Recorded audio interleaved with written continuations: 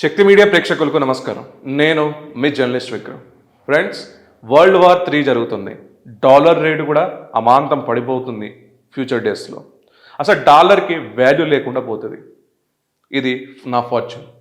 ఎందుకనంటే ఇక్కడ అమెరికా వ్యవహరిస్తున్న తీరు ఏదైతే ఉందో అది నిజంగా ఒక జియో పొలిటికల్ వార్ అదే అని చెప్పేసి మనం అనుకోవచ్చు. అంతకంటే ఇంకెక్కువగా కరెన్సీ వార్ అని కూడా మనం చెప్పుకోవచ్చు. ఎస్, ఇక్కడ మనం కొన్ని అబ్జర్వ్ చేస్తే మిత్రులారా, గత ఒక 4-5 మంత్స్ నుంచి అమెరికా ఎంత అగ్రెసివ్గా వెళ్తుందో మనం చూస్తున్నాం. అసలు ట్రంప్కి ఇదంతా అవసరమా? ఎందుకు ఇవన్నీ చేస్తున్నాడు? అసలు వాళ్ళ రాజ్యాంగం ప్రకారంగా 2 టైమ్సే వాళ్ళు ప్రెసిడెంట్గా ఎన్నుకోబడతారు. ఆల్రెడీ ఫస్ట్ టైం ఇప్పుడు సెకండ్ టర్మ్లో ఉన్నారు వాళ్ళు. అగ్రెసివ్గా పాలిటిక్స్ ఎందుకు చేస్తున్నాడు? ఫారిన్ కంట్రీస్ మీద ఇలాంటి టారిఫ్స్ కానీ ఇలాంటివి ఎందుకు చేస్తున్నారు?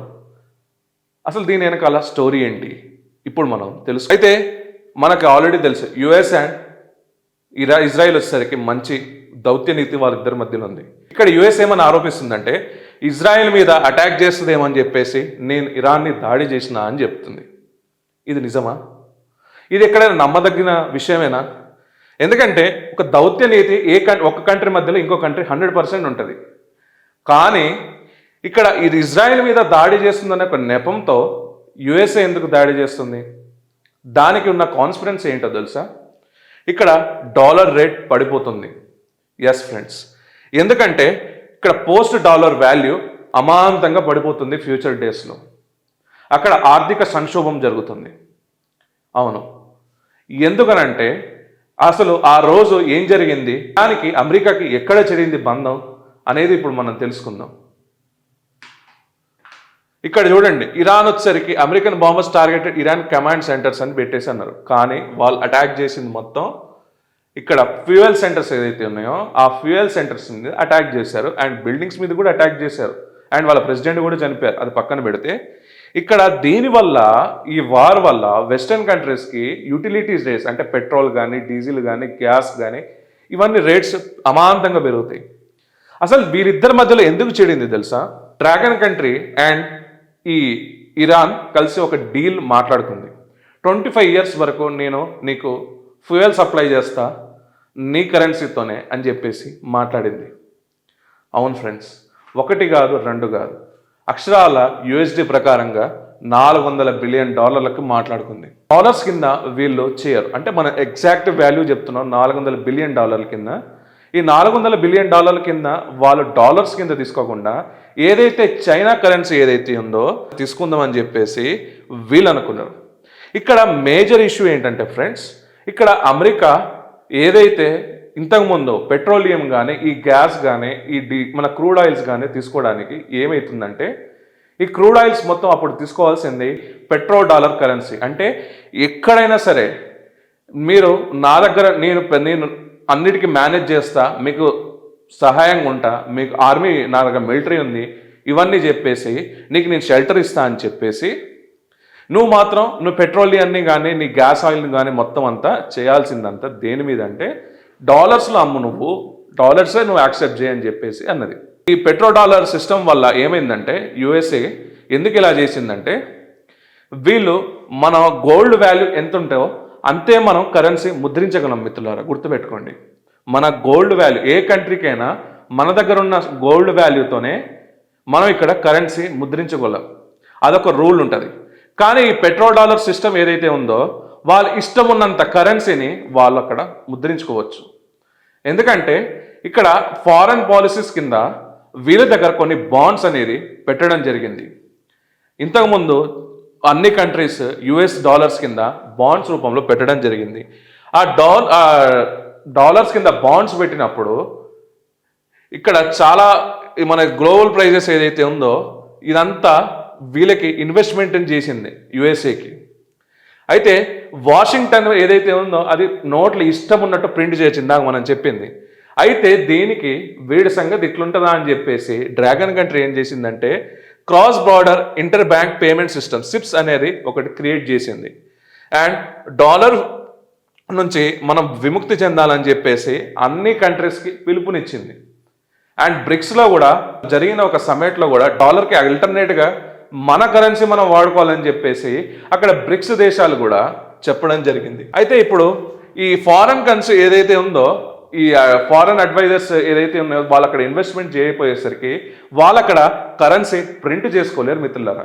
అండ్ ఇక్కడ చూస్తే దాదాపుగా ఈ ట్రెజరీ బాండ్స్ నుంచి మనకి 700, ఇంతకుముందు 1819 బిలియన్ డాలర్స్ ఉండేది చైనా, ఇప్పుడు $700 బిలియన్ మార్క్కి చేరిపోయింది. అంటే తీసేసుకొని వాళ్ళు ఏం చేసుకుంటున్నారంటే గోల్డ్ రూపంలో వాళ్ళు అక్కడ సేవ్ చేసుకుంటున్నారు. అయితే ఇక్కడ మనం ట్రంప్ టారిఫ్ ప్యారడైస్ గురించి మనం ఆల్రెడీ తెలిసిందే. ఇది ఏంటంటే మేడ్ ఇన్ యూఎస్ఏ కాకుండా వేరే అదర్ కంట్రీస్ నుంచి వచ్చిన ప్రోడక్ట్స్ అన్ని దాని మీద సుంకాలు అంటే టారిఫ్ విధిస్తూనే ఉండడం మనకు తెలుసు ఆల్రెడీ.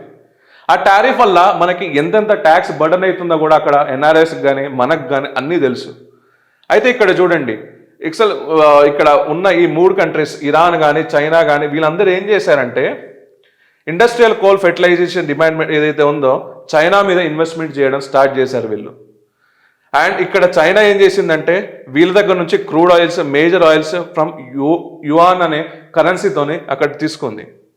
ఈ పీరియాడికల్ సిస్టమ్ మొత్తం అంతా కొలాప్స్ అయిపోయింది. ఏదైతే డాలర్ ఏదైతే ఉందో ఆ డాలర్ మొత్తం కొలాప్స్ అయ్యే సిచ్యువేషన్కి వచ్చేది. అక్కడ డాలర్ని మొత్తానికి ఈ బ్రిక్స్ దేశాలు అన్ని బ్లాండ్ చేద్దాం అనుకున్నాయి. కరెక్ట్ అదే టైంలో ఇక్కడ మోడీ డిప్లొమసీ ఏంటంటే ఇక్కడ మనం ఆల్రెడీ చూసినాం మిలిటరీ యుఎస్ మిడిల్ ఈస్ట్లో ఇక్కడ ఎకనామికల్గా అక్కడ మొత్తం అంతా సఫర్ అవుతుంది.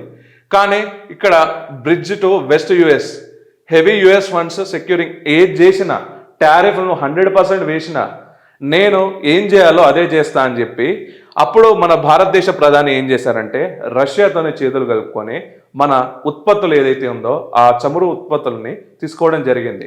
అది ఏంటంటే వాళ్ళ కరెన్సీలో అక్కడ తీసుకున్నారు, వాళ్ళు మనకి రిటర్న్లో మన దగ్గర నుంచి తీసుకునేది ఏదైతే ఉందో అది వాళ్ళు రూపీస్ కింద ఇచ్చారు. వాళ్ళ కరెన్సీ ప్రకారం రష్యా కరెన్సీ ప్రకారంగా వాళ్ళ రష్యా కరెన్సీలో అక్కడ మనం కొనుగోలు చేసాం. అండ్ ఇక్కడ మనం చూస్తే మనకి పవర్ సిస్టమ్ అవన్నీ ఇక్కడ మనకి యూటిలిటీస్ ఇవన్నీ అంతా సెట్ అయిపోయింది మిత్రులారా. ఇప్పుడు మనం చూస్తే ఈ కాన్స్పిరెన్సీ ఏంటంటే ఇప్పుడు ఈ చైనా అండ్ ఇరాన్ మధ్యలో $400 బిలియన్ ఏదైతే ఉందో ఆ $1 బిలియన్ డీల్ వల్ల ఈ అటాక్ అనేది ఈ వార్ అనేది జరుగుతుంది. యుఎస్ అనేది దాని అస్తిత్వాన్ని కోల్పోతుందని చెప్పేసి వాళ్ళ డాలర్ రేట్ పడిపోతుందని చెప్పేసి తన స్వార్థంతో ఇక్కడ ఇరాన్ మీద ఈ వార్ అనేది ప్లాన్ చేశారు తప్ప ఇజ్రాయిల్ని ఏదో చేశారనో ఇజ్రాయిల్ మీద అటాక్ చేస్తారేమో ఇవన్నీ కాదు మిత్రులారా. ఇది 100% ఫ్యాక్ట్. ఎందుకంటే ఇక్కడ డాట్స్ అన్ని కలెక్ట్ చేసుకుంటే మీకే అర్థమవుతుంది. చైనా అండ్ అఫీషియల్స్ ఉన్నప్పుడే 8:30కి అక్కడ అటాక్ అనేది జరిగింది.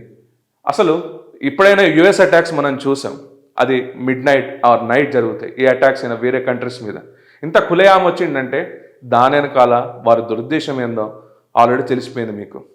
అండ్ ఇక్కడ దీని వెనకాల అసలు ఏంటంటే ఇట్లా నువ్వు నన్ను దాటి నువ్వు వేరే కంట్రీస్తో ఇట్లా డీలింగ్ చేసుకుంటే నేను ఈ విధంగానే బాంబులు వేస్తా, నేను ఇట్లా ఈ విధంగానే వార్ చేస్తా అని యుఎస్ ఒక రెడ్ ఫ్లాగ్ చూపించేసింది అన్ని కంట్రీస్కి. ఇక్కడ భారతదేశానికి ఏమైనా నష్టమా దీనివల్ల అంటే ఇక్కడ ప్రభుత్వం బేర్ చేసుకుంటుంది, మీకు మీద ఎటువంటి భారం మోపనని నరేంద్ర మోడీ గారి సర్కార్ ఆల్రెడీ క్లారిటీగా పొద్దున్నే మనకి చెప్పడం కూడా జరిగింది.